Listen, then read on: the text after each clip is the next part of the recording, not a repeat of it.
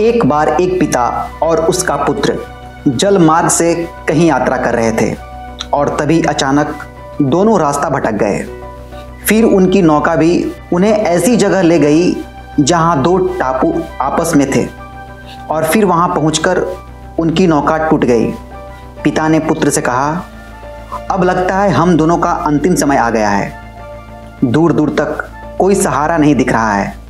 अचानक पिता को एक उपाय सूझा। अपने पुत्र से कहा कि वैसे भी हमारा अंतिम समय नज़दीक है, तो क्यों ना हम ईश्वर की प्रार्थना करें। उन्होंने दोनों टापू आपस में बांट लिया, एक पर पिता और एक पर पुत्र। दोनों अलग अलग टापू पर ईश्वर की प्रार्थना करने लगे। पुत्र ने ईश्वर से कहा, हे भगवान, इस टापू पर पेड़ पौधे उग जाए जिसके फल फूल से हम अपनी भूख मिटा सकें। ईश्वर द्वारा प्रार्थना सुनी गई। तत्काल पेड़ पौधे उग गए और उसमें फल फूल भी आ गए। उसने कहा, ये तो चमत्कार हो गया। फिर उसने प्रार्थना की, एक सुंदर स्त्री आ जाए जिससे हम यहाँ उसके साथ रहकर अपना परिवार बसाएं। तत्काल एक सुंदर स्त्री प्रकट हो गई। अब उसने सोचा कि मेरी हर प्रार्थना सुनी जा रही है, तो क्यों न मैं ईश्वर से यहाँ से बाहर निकलने का रास्ता मांग लूँ।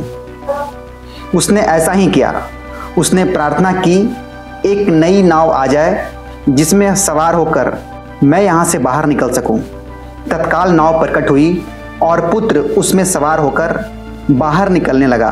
तभी एक आकाशवाणी हुई, बेटा तुम अकेले जा रहे हो, अपने पिता को साथ नहीं ले जाओगे।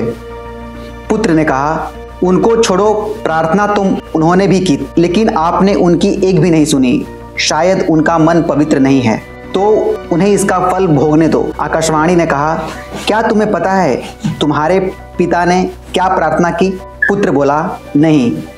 आकाशवाणी बोली, तो सुनो, तुम्हारे पिता ने एक ही प्रार्थना की, हे भगवान, मेरा पुत्र आपसे जो भी मांगे उसे दे देना, क्योंकि मैं उसे दुख में हरगिज नहीं देख सकता, और अगर मरने की बारी आए तो मेरी मौत पहले हो, और जो कुछ तुम्हें मिल रहा है उन्हीं की प्रार्थना का परिणाम है। पुत्र बहुत शर्मिंदा हो गया। दोस्तों, इससे हमें क्या शिक्षा मिला? हमें जो भी सुख, समृद्धि, मान, यश, धन, संपत्ति और सुविधाएं मिल रही है, उसके पीछे किसी अपने की प्रार्थना और शक्ति जरूर होती है।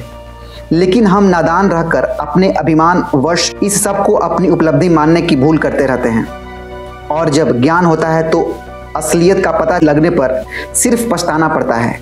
हम चाहकर भी अपने माता पिता का ऋण नहीं चुका सकते। एक पिता ही ऐसा होता है जो अपने पुत्र को ऊंचाइयों पर पहुंचाना चाहता है, पर पुत्र माँ बाप को बोझ समझते हैं। इसलिए आप हमेशा जरूरतमंदों की सहायता करते रहिए।